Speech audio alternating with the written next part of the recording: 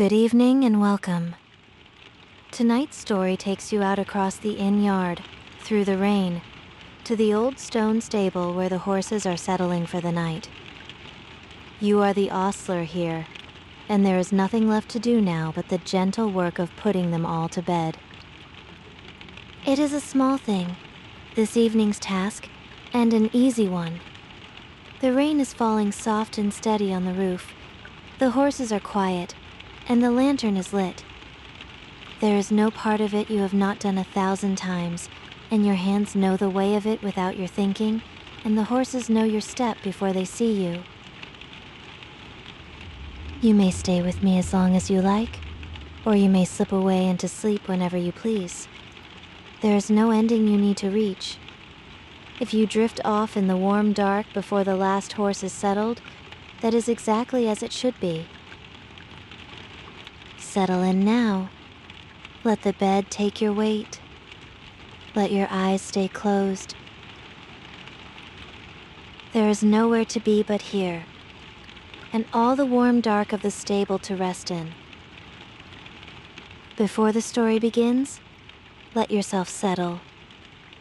There is nothing you need to do with your body except let it be heavy. The bed is holding you. You do not need to help.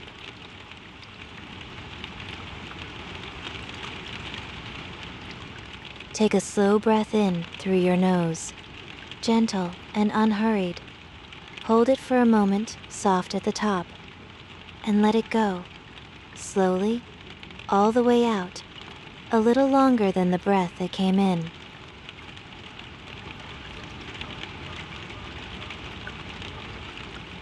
Again, breathe in, easy and low, the way you breathe when no one is watching. And out, long and slow, letting your shoulders sink as the breath leaves.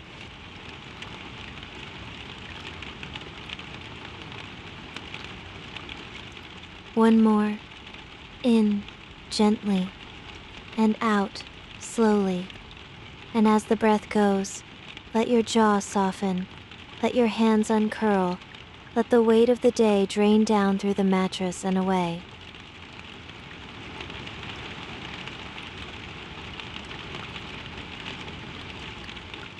Now let your breathing find its own pace. You do not need to guide it anymore. It knows what to do. It has always known.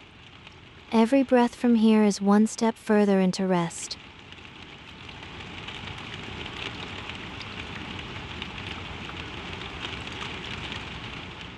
You cross the inn yard with your collar turned up, and the rain comes down soft and gray around you. It is not a hard rain. It is the long, patient kind that settles in for the night and asks nothing of anyone. It darkens the cobbles to a deep, wet shine, and it taps on the slates of the inn behind you, and it makes a quiet hush of the whole evening. You can smell it, wet stone and wet straw and the green smell of the fields beyond the wall, all softened and carried on the cool air. The yard is empty and still. The puddles between the cobbles hold little broken pieces of lamplight from the inn windows, gold and trembling, scattering each time a drop falls into them and gathering themselves quietly again. Your boots find the worn path you have walked every evening of your life here. The smooth dip in the stones that the years have made, and they carry you across without your needing to look. The rain beads on the wool of your coat and runs and gathers and falls, and you do not mind it, because you know where you are going, and you know how warm it will be when you get there. Behind you, the inn keeps up its low, warm murmur, dimmed by the rain to almost nothing. The clink of a glass set down, a voice, then another, easy and far off. The smell of wood smoke from the great chimney, pressed down low by the wet air and drifting across the yard to meet you, sweet and homely. There is supper being cleared and a fire banked for the night and travelers settling into clean beds under the eaves, and all of it goes on warmly without you, and you're glad of it, and you're glad to be out here in the soft rain with only the horses left to see to. Ahead of you, the stable stands low and long against the dark. its one small window glowing faintly amber. It is a sturdy old building, older than the inn, its stone walls thick, and its roof bowed gently in the middle with the weight of a great many years, and it sits there in the rain the way a sleeping animal sits, settled and patient and sure. You lift the latch. The cold iron is wet under your thumb. The door swings in on its old hinge with a low sound you know by heart, and the warm breath of the place comes out to meet you. You step inside, and you pull the door to behind you, and the rain is shut outside. It changes at once. Out there, the wet world goes on without you, drumming on the roof and running in the gutter and dripping from the eaves. But in here it is warm. In here it is close and dark and full of the slow living warmth of the horses. The cold drops on your shoulders begin to ease away. You stand a moment in the doorway and simply breathe it in. It is the smell that holds you first. Sweet hay, dry and golden and stacked in the loft above. Old leather and the oil rubbed into it. The clean animal warmth of the horses themselves, and beneath it all the deep, soft, earthy smell of straw. There is the faint, dry dustiness of the corn bin, and the cool mineral smell of wet stone near the door, and somewhere under everything the long settled smell of wood smoke that has soaked into the beams over 100 winters. It is a good smell. It is the smell of a place where nothing has gone wrong in 100 years, and nothing is about to. You stand and let it gather around you. The warm air rests against your face after the cold of the yard, and your hands, chilled on the latch, begin to thaw and tingle and ease. You can feel the difference between the two worlds laid right along the door at your back. The wet, dark night on one side, and all this kept warmth on the other. And you on the warm side of it where you belong. The little hairs on your arms settle. The breath you take goes deeper than the last. You let your breath out slowly, and you feel your shoulders come down from where the cold had drawn them up. The stable is doing what it always does. It is gathering you in. The thick stone walls hold the day's warmth and the night's, and the low roof keeps it close, and the deep straw underfoot drinks every sound away to softness. Even your own footsteps go quiet here. You walk on a floor of gold, and it gives gently under your boots, and it makes no more sound than a held breath.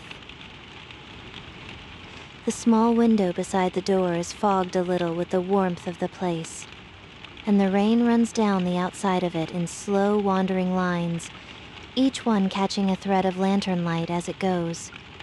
You watch one bead gather at the top of the glass and slide and join another and grow heavy and run down out of sight. There is no haste in it. There is no haste in anything here. The world beyond the glass is wet and gray and far away, and the glass is the gentlest of boundaries, and you're on the warm side of it. On the wall to your left, the harness hangs in its long, easy row. The collars and the bridles, the reins coiled neat, the buckles dim and warm in the low light. You ran the oily rag over all of it this afternoon, and the leather is soft and dark and supple, and it gives off that good, deep smell that is part of the smell of the whole place. You let your fingers brush along it as you pass, smooth and cool and worn to the shape of years. Here is the big collar for the gray, heavy and curved, its lining padded and pressed to the shape of his shoulders by all the long hills he has hauled.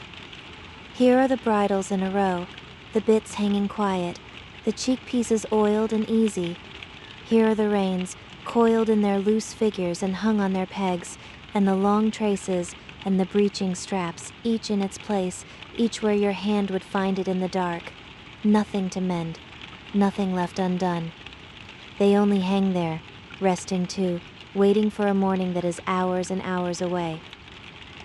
Above them, on its bracket, the worn saddle sits with its stirrups run up and its girth folded over, and the leather of it glows faintly where the lantern reaches, a deep conker brown gone soft with years of care. You lay your palm flat on the seat of it as you pass, and it is cool and smooth and slightly yielding, and it has held the shape of 100 quiet rides, and it asks nothing of you now but to be left to rest.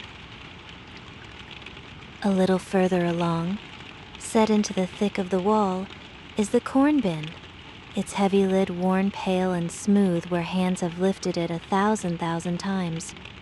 You raise it an inch and let it down again, only to catch the smell, and it comes up at you sweet and dry and dusty, the good clean smell of oats and crushed barley and a little bran, the smell of every breakfast the horses have ever had. The lid settles back with a soft wooden knock, muffled and round, and the smell hangs a moment in the air, and then folds itself back into the deeper smell of the place. On the shelf above the bin, the brushes wait in their row. The dandy brush with its stiff, honest bristles, the body brush soft as a cat's back, the curry comb, the hoof pick worn bright at the tip, the soft cloths folded square. You have cleaned them all and set them straight, the way you do each evening, and they sit there clean and ready, smelling faintly of horse and of the oil on your hands. There is a deep, small pleasure in a thing set ready and not yet needed.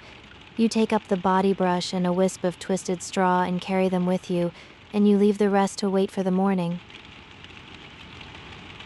In the corner near the door stands the old stone trough, worn pale and hollowed at the lip, kept full by a thin pipe that lets the rainwater in from the butt outside. You dip your fingers and find it cool and clean. A slow ring spreads from your hand and laps the edges and settles. The pails hang upturned on their pegs above it, scrubbed and resting, their handles worn bright. You have carried water all your life from this trough to the stalls and back, and the weight of a full pail and the small song of its slopping is as familiar to your arms as your own heartbeat, and tonight there is none of it to do, because every bucket down the row is full and cool and trembling faintly with the rain. You let your fingers rest a moment in the still water, and then you draw them out and dry them on your coat, and the ring you made smooths itself away to glass. You take the storm lantern from its hook by the door and carry it down the row. Its light swings gently as you walk, a warm pool moving with you over the straw, and the shadows lean and settle as it passes. The flame is small and steady behind its glass, the color of honey. Where it falls, the worn old stonework glows, every chip and hollow of it picked out soft and gold. Where it does not, the dark is soft and deep and untroubled. You hang the lantern on a nail halfway down the stable on a beam smoothed by years of hands, and there it stays, a single quiet star in the warm dark. For a moment the light reaches up among the rafters, and you let your eyes go with it. The great old beams cross the roof above you, dark with age and smoke, hung here and there with a wisp of hay that drifted down from the loft and caught.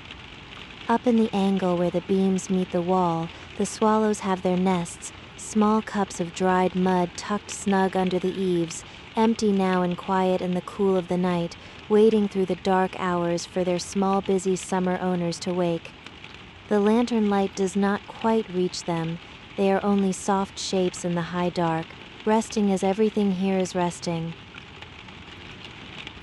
Above the far stalls, the loft runs the length of the stable, reached by a worn ladder of gray wood set against the wall, its rungs polished smooth and slightly hollowed by the years of climbing.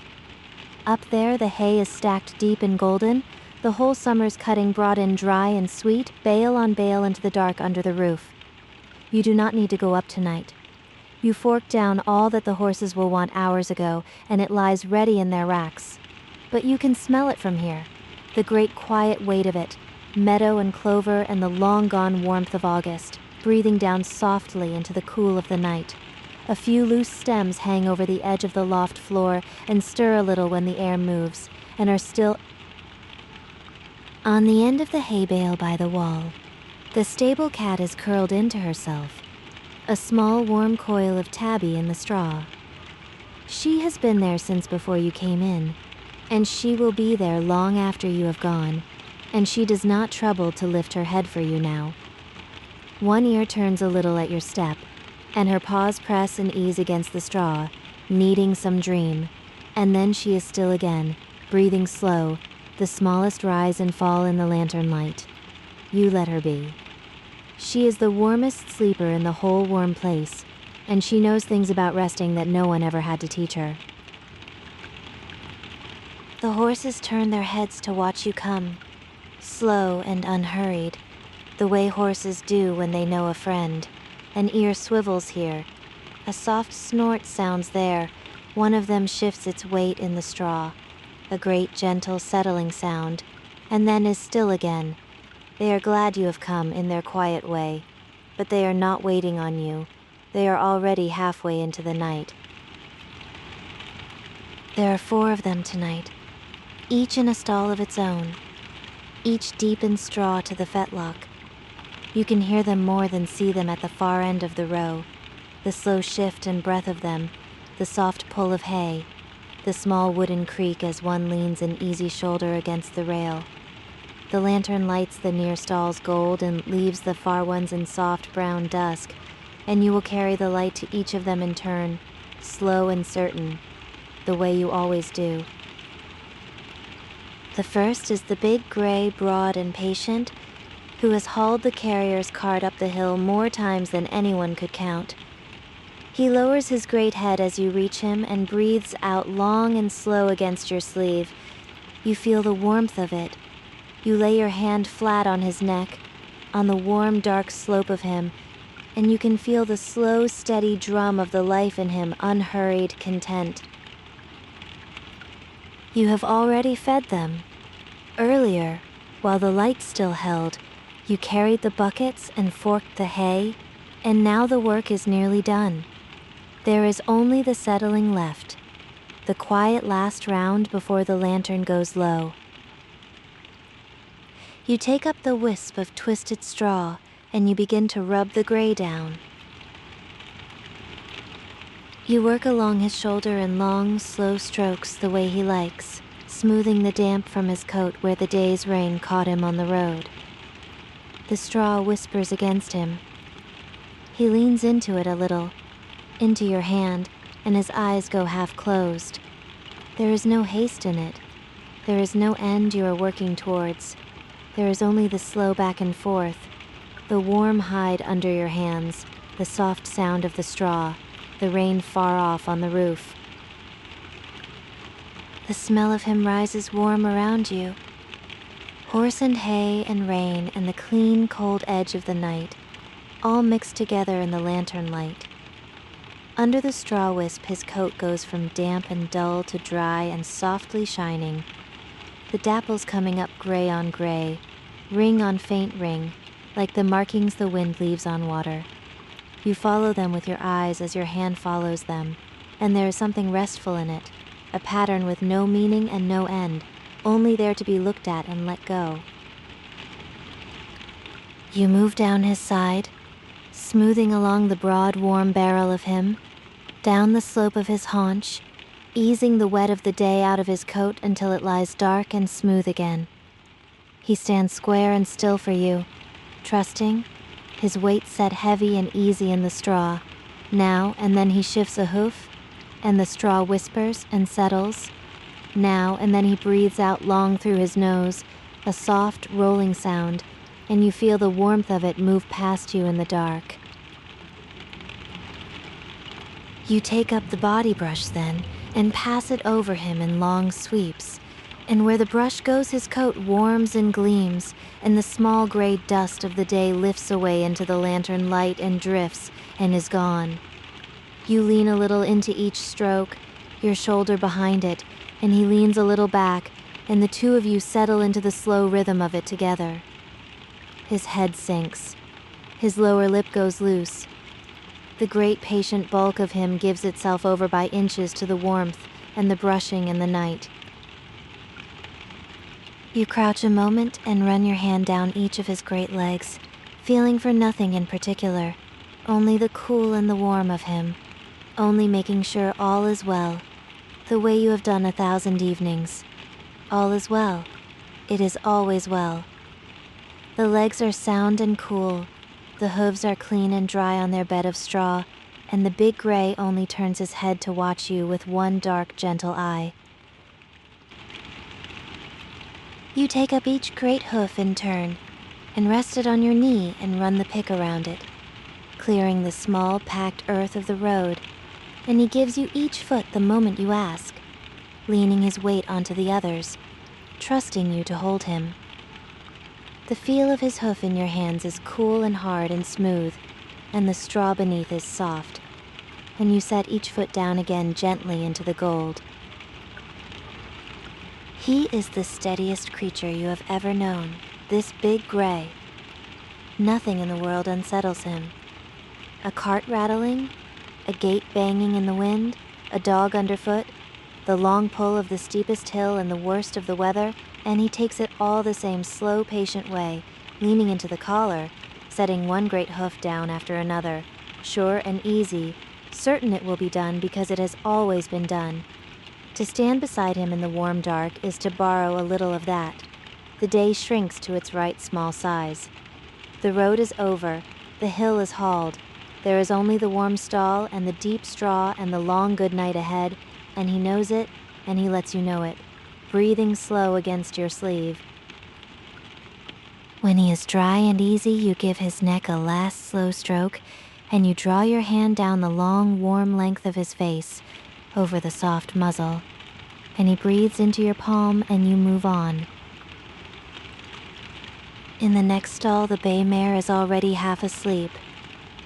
She has tucked one hind hoof up to rest, and her lower lip hangs loose and soft, and she barely opens an eye for you.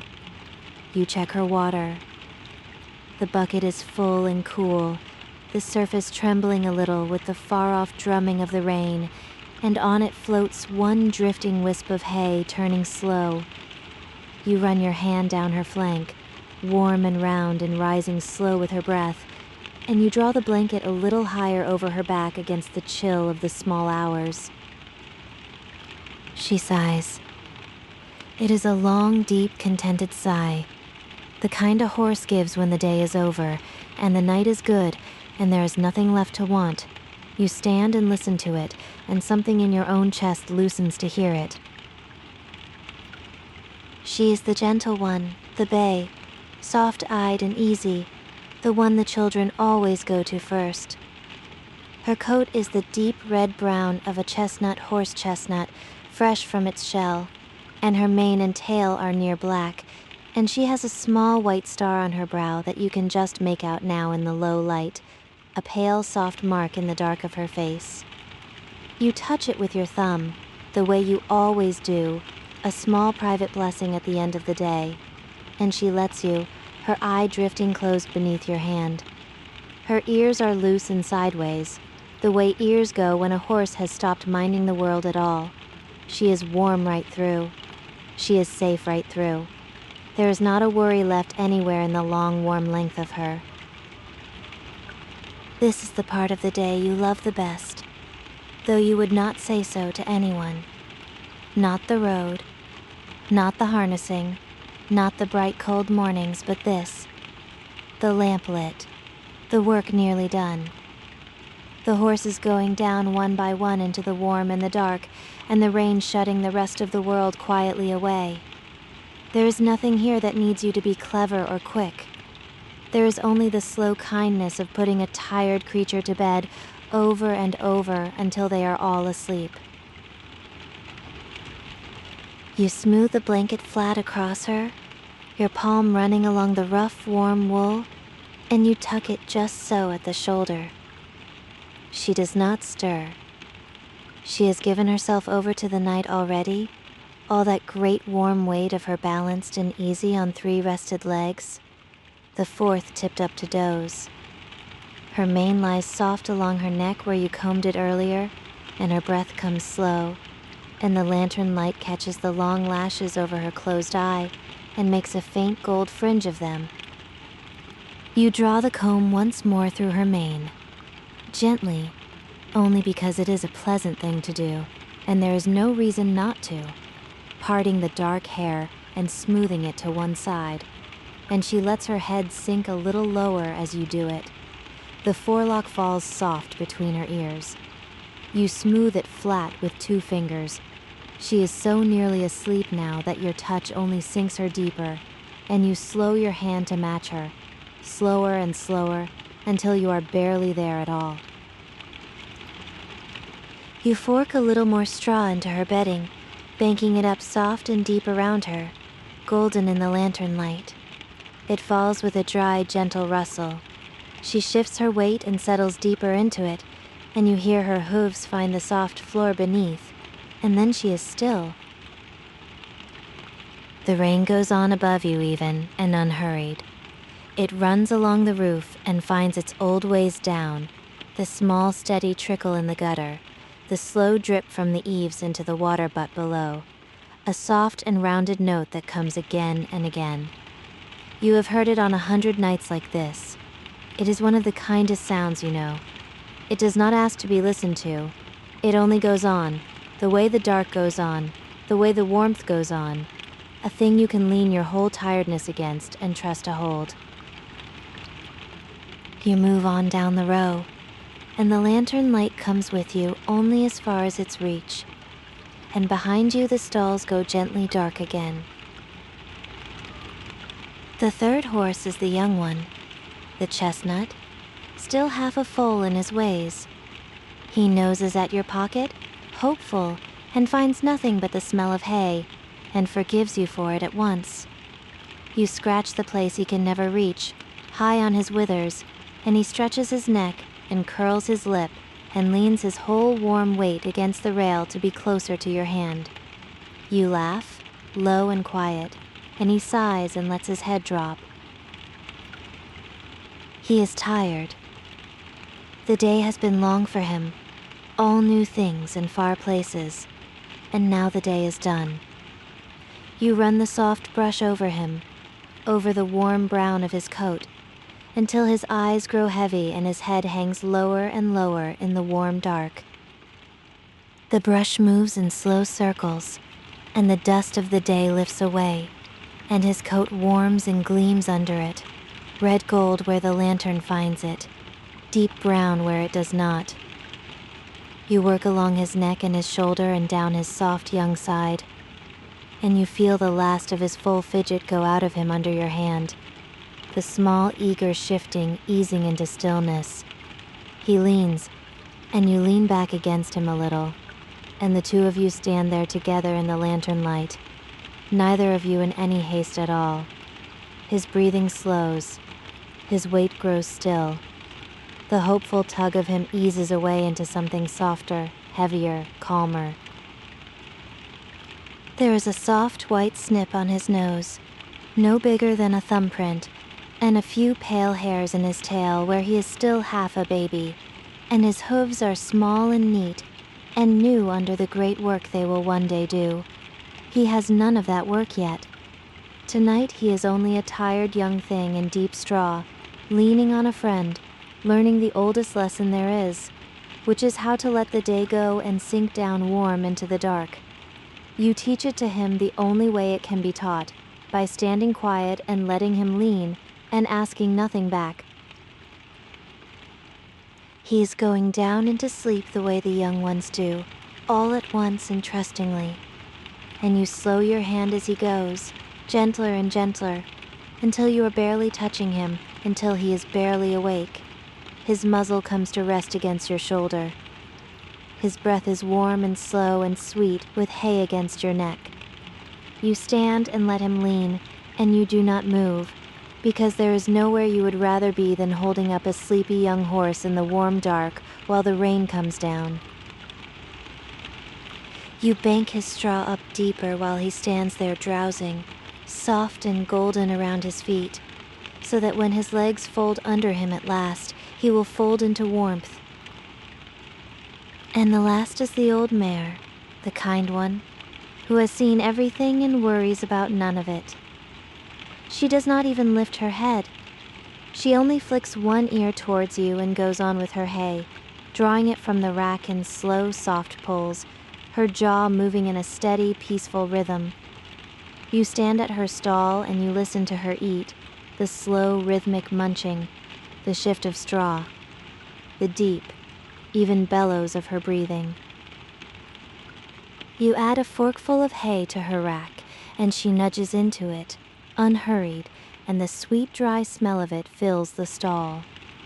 There is a little gray in the hair of her muzzle now, soft as ash, and a sway to her old back where many years have rested, and she carries it all without complaint, the way the oldest and easiest creatures do. You lay your hand on her cheek and feel the slow circle of her jaw, and she leans her head a small way into your palm and goes on eating, and is content. You stay with her a while. There's no reason to, and every reason to. You lay your hand on her old warm shoulder and you feel her jaw working its slow, patient circle, and you listen, and the listening is its own kind of rest. The soft tearing of the hay, the slow grinding, the long pause, the deep breath, and then the slow circle again, a little slower each time. She is the last to settle, and she always is, and you do not rush her, because there is no rushing a thing as old and easy as this. You smooth your hand along her neck, over the soft worn warmth of her, and you can feel the great slow engine of her breathing, in and out, deep and even, a tide that has risen and fallen on 10,000 quiet nights, and will rise and fall through this one too. Her eye is half closed. The hay moves slower in her jaw. The poles grow longer and farther apart. She is letting the night take her by inches, the way she takes everything, gently, without fuss, sure of the warm and the dark and the deep straw under her feet. She taught all the others how to be calm, this old mare, though no one set out to make her do it. The young ones learn it from her, standing in the next stall, watching her drowse through the things that would frighten them, and little by little they grow easy too. She has carried children on her broad back at a walk no faster than a daydream. She has stood in the shafts on market days with the whole busy world going by and never so much as flicked an ear. And now she stands here in the lantern light at the end of her long row of quiet years, chewing the last of her hay, asking nothing, wanting nothing, and you would stand beside her until morning if she needed you, and she does not, and that is the kindest thing of all. The rain comes down on the roof above the two of you, soft and steady and far away, and her warm breath rises, and the lantern burns low and gold on its nail, and the whole long stable holds the quiet like water in a cupped hand. There is nothing left now that needs doing. The water is full, the hay is down. The coats are dry and the blankets are straight and the bedding is deep and warm.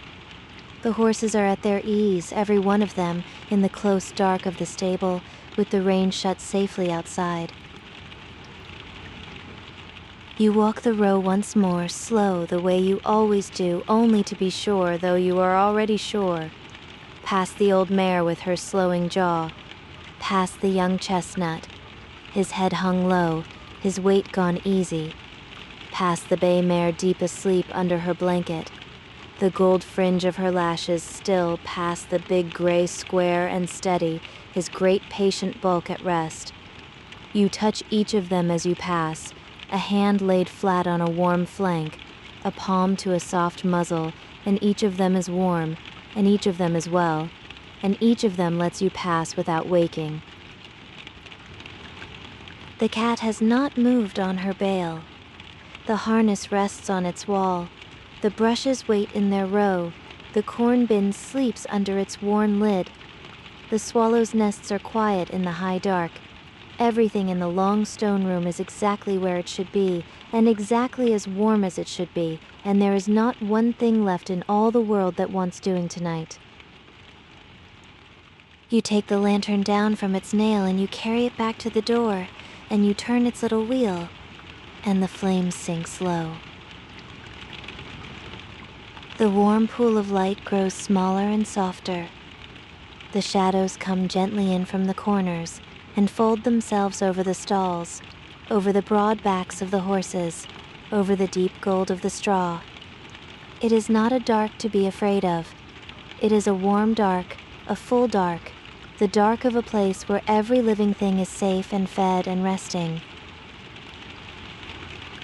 You hang the lantern back on its hook, low and glowing, and you stand a moment in the doorway of the dark. There is an old wooden stool by the door, worn smooth, and you ease yourself down onto it. There is no need to go just yet.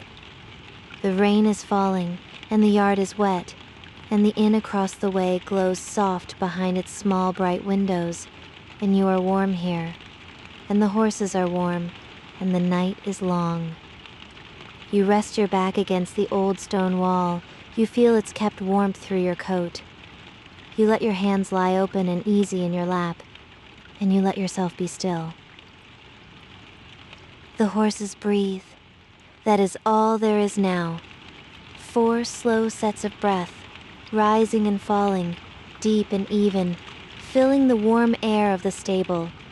The big gray easy in his stall, the bay mare deep asleep, the young chestnut, his head hung low, the old mare still slowly eating and slowing even now. The rain falls on the roof. The horses breathe. The straw rustles, soft, and goes still. You feel the warmth of the place settle over you like a blanket of its own. The hay smell and the leather smell and the warm breath of the horses. The honey light, low and small by the door. The rain shut out, and all this gentle warmth shut safely in. There is nothing to do. There is nowhere to go. The night is dark and soft and full of resting horses, and the rain comes down outside, and none of it can reach you here. You let your shoulders settle. You let the long day go. The gray breathes. The mare breathes. The straw is deep and warm. The rain is far away. The lantern glows low by the door. The horses rest in the warm dark. The cat is curled in the straw. The rain falls soft on the roof, and you do not need to listen to it anymore. Warm hay, warm breath, deep straw, soft rain. The horses are sleeping now. The stable is dark and warm. The rain falls and asks nothing of you. Rest here. Rest in the warm dark. Let the rain fall on the roof.